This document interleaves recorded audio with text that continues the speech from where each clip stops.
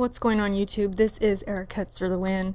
Just finished an article at sheattack.com. You guys can go check it out if you'd like, but this is kind of the vocal version of it. I figured I'd do a commentary for this. I've always wanted to do a video about this. I just never did it for whatever reason. I just never got around to making an actual list of these things that we kind of take for granted now. You know, these features, these capabilities that the consoles have now. As far as PC gaming, I don't really know the back history on most of it. I didn't really, grow up around PC gaming as a kid and everything. So when it comes to consoles, this is easy for me to kind of talk about because I just know so much about it.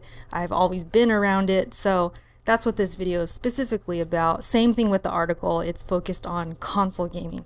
So I just wanted to talk about things that we didn't have growing up in the 80s and the 90s. If you grew up, around the time I did, I was born in 1983. So I'm a vet, I was around to see the NES come and all the other Nintendo consoles after that, the Sega consoles, the TurboGrafx, the 3DO, consoles like that some people have never even heard of, So I saw a lot of it and just how far it's come, especially when I think about the consoles now. I'm sometimes so amazed, like, man, we can do this now.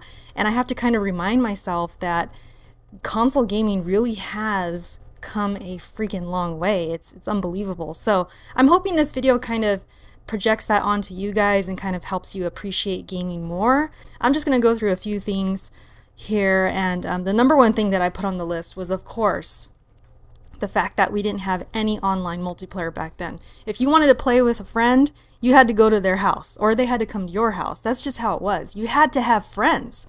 Some kids didn't have friends. That's just how it was. And even when you had friends, like myself, I had a few friends and some of them just didn't even care about gaming. I had to convince them to play a game with me. I had to bring my Nintendo 64 or Super Nintendo to a sleepover and kind of sneak it in the middle of whatever else we were doing. I would just, kind of tell people, hey, how about you guys try out this game? It's called Mario Kart. Please play it with me. I had to really be sneaky about it sometimes because a lot of the girls I hung out with, they didn't own consoles, for one. They weren't into gaming like I was. So that's just how it was. I remember specifically I had to play with my best friend at the time, her little brother, because there was no one else to play with.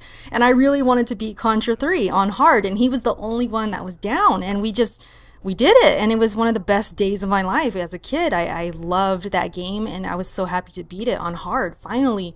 And he was the only one that made that possible. So just little things like that I remember very vividly. I hold on to it. I hold on to all of this stuff as a badge of honor, and I get very nostalgic about it. But really, a lot of this was a struggle back then, if you really think about it.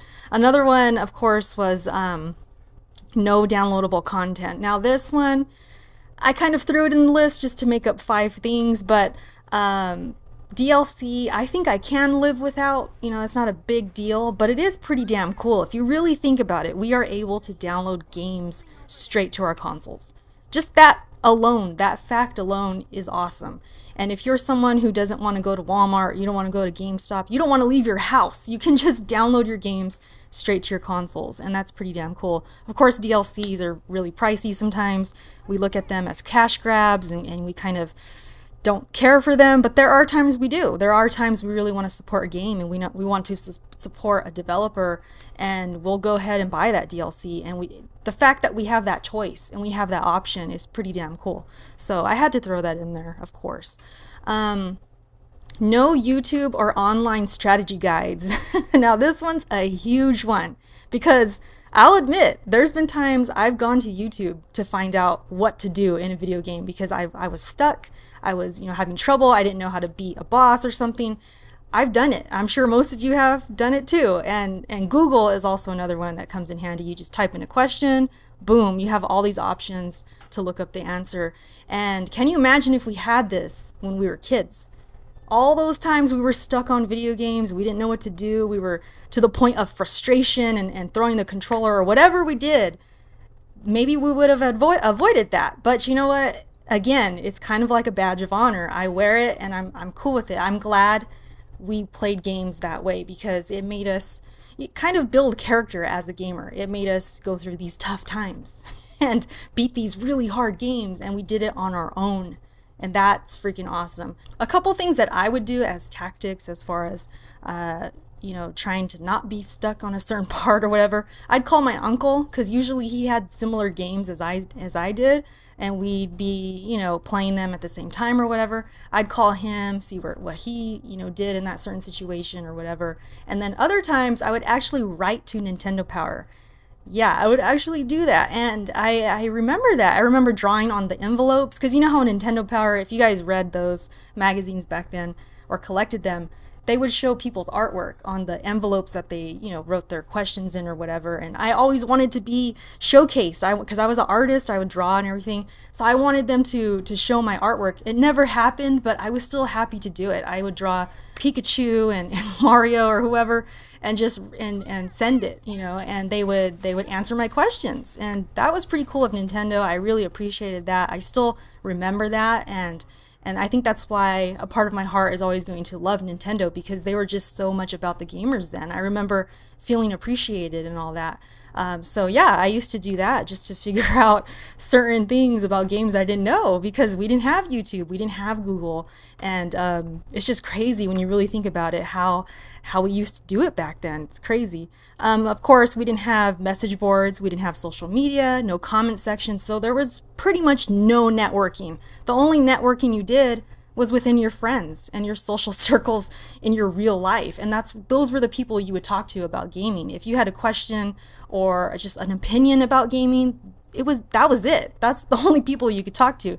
Now you have all these message boards and everything. You can talk to anybody from around the world. You could see who relates to you, and you can build friendships over the internet and kind of, you know, network and just build things together. Even when it comes to YouTube, you can do dual commentaries. You can, just the fact that we can do these commentaries alone is huge, and it's something that I'm always going to appreciate and never take for granted. That's why I love YouTube so much. I'm able to talk to you guys right now, and you're able to hear what I got to say, and that's just awesome. That's something that was just unheard of back then.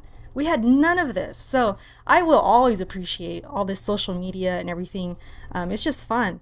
Another thing was no on-console saves. Now, this one, the internet's not necessarily, you know, needed for this, but back then, when you saved your game, it was on the game itself. It was not on the console. So this was tough. If you were renting games, you would have to just, if you were like me, you had to just cross your fingers and hope that no one deleted your file.